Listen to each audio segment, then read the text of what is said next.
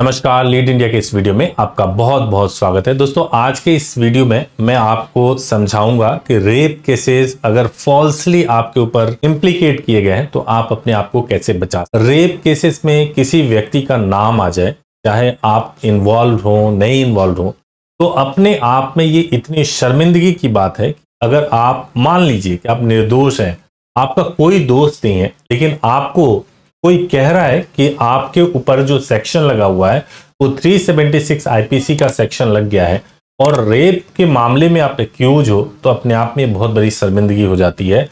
घर में भी डिस्कस करना बहुत मुश्किल हो जाता है। तो सबसे पहले मैं आपको कुछ डेटा दिखा रहा हूं। देखिए, आप क्या होता है कि लव रिलेशन है, कई तरह के रिलेशनशिप होते हैं और कई बार तो केवल जान पहचान है, प्रतिशोध की वजह से भी लोग जो है रेप जैसे मामले में फंसा देते हैं। पुलिस को पैसे खिला करके अलग अलग तरीके से आपको फंसा दिया जाता है। मैं आपको बताऊं, मैंने आप स्क्रीन पे आप देख रहे होंगे कि स्टेट क्राइम रिकॉर्ड ब्यूरो का एक डेटा मैं आपको दिखा रहा हूं।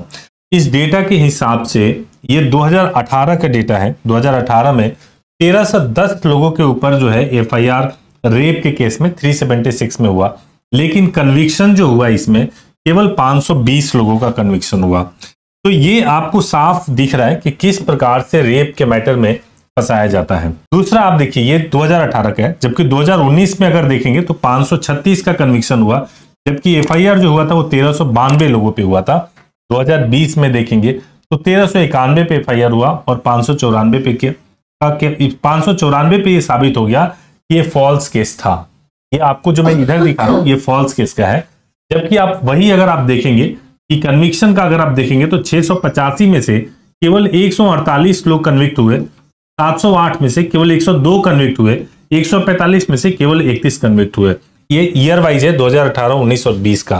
कहने का मतलब ये है कि जो कन्विक्शन है वो इतना कम क्यों है।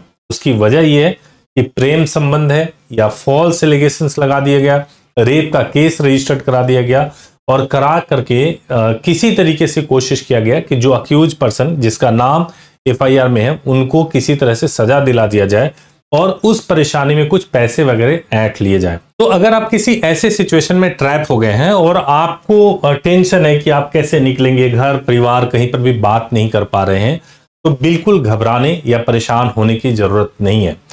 देखिए, ऐसा होता है, कुछ लोग ऐसे होते हैं ना, बदचलन किस्म के होते हैं। आपकी जान पहचान हुई है और कुछ तो एक्सटॉर्शन वाले। मैं आपको बताऊं, कभी आपने सोशल मीडिया पे चैट किया, लड़की ने बात कर लिया, आपने तो उस समय दोस्त समझ के बात किया और बाद में ये पता चला कि ये तो जो है ये लड़की जिसका काम ही यही है ब्लैकमेल करना, उसने भी जाकर के आपके खिलाफ एफआईआर रजिस्टर्ड करा दिया। तो सभी मामले में आप ही की गलती हो ये नहीं संभव है।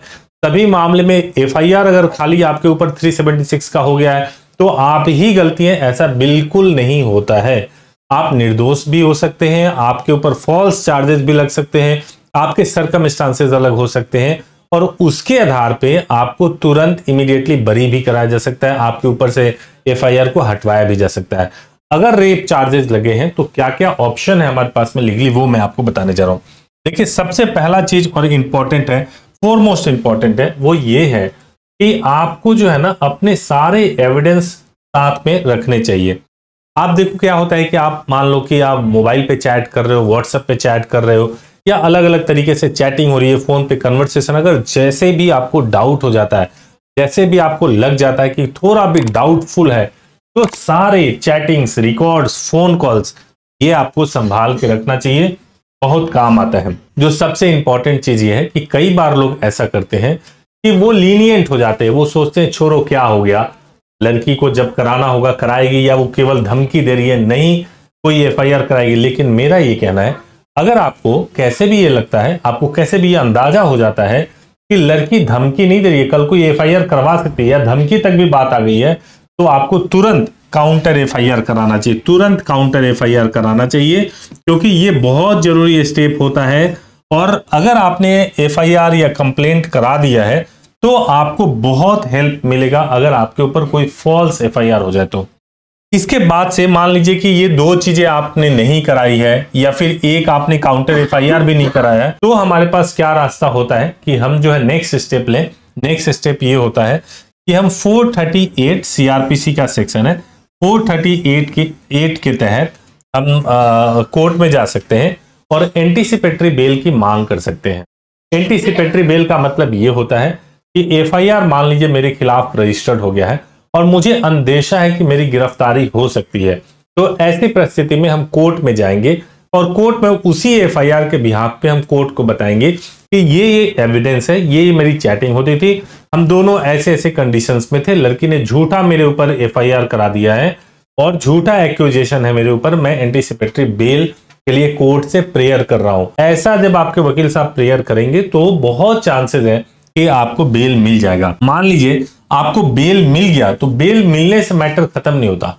बेल मिलने के बाद से आपके पास रास्ता है कि सीआरपीसी का ही सेक्शन है 482 पावर देता है हाई कोर्ट और सुप्रीम कोर्ट को कि हाई कोर्ट और सुप्रीम कोर्ट को प्राइमा फेसी ये लग जाए कि कोई एफआईआर जो रजिस्टर्ड हुआ है वो बैड मालाफाइड इंटेंशन से रजिस्टर्ड हो गया है और इसमें कोई भी सब्सटेंशियल एविडेंस नहीं है, प्राइमा फेसी ही लग रहा है कि ये फेक एफआईआर है, फॉल्स एफआईआर है, तो हाई कोर्ट और सुप्रीम कोर्ट को यह राइट है कि वो सीधे सीधे एफआईआर को क्वैश कर सकते हैं। और ये जो क्वैशिंग होती है वो सीआरपीसी के सेक्शन 482 के तहत होती है। आपको ये भी ध्यान रखना चाहिए कि जो क्वैशिंग की जो कार्रवाई होती है वो हाई कोर्ट में शुरू होती है और अगर हाई कोर्ट से आपके खिलाफ कोई एडवर्स ऑर्डर आता है तब आप सुप्रीम कोर्ट में जा सकते हैं और हाई कोर्ट के ऑर्डर को चैलेंज कर सकते हैं। इसके बाद से जो है अब ये 3 स्टेप आपके हो गए। इन 3 स्टेप्स में क्या हुआ, इन 3 स्टेप्स में आपने ले लिया, अब ये साबित हो गया आपके कि भाई ये जो एफआईआर है वो आपके खिलाफ गलत रजिस्टर्ड हुआ था। तो आपके पास क्या रास्ता है, आपके पास ये रास्ता मैं बता रहा हूं। 3 चीजें आपको ध्यान देना। सबसे पहला चीज, सेक्शन 182 के तहत अगर किसी ने फॉल्स इंफॉर्मेशन दे करके आपको किसी तरीके से इंजरी की है, फॉल्स इंफॉर्मेशन दिया, आपको किसी तरीके से आपको परेशान किया या इंजरी किया, आपके रेपुटेशन को इंजरी किया है, तो सेक्शन 182 आईपीसी का सेक्शन है, आप इसके तहत आप कोर्ट जा सकते हैं और रिलीफ की मांग कर सकते हैं। हालांकि पर्याप्त नहीं है क्योंकि इसमें जो फाइन है वो फाइन केवल 1000 की है और सजा जो है वो केवल 6 मंथ का होता है।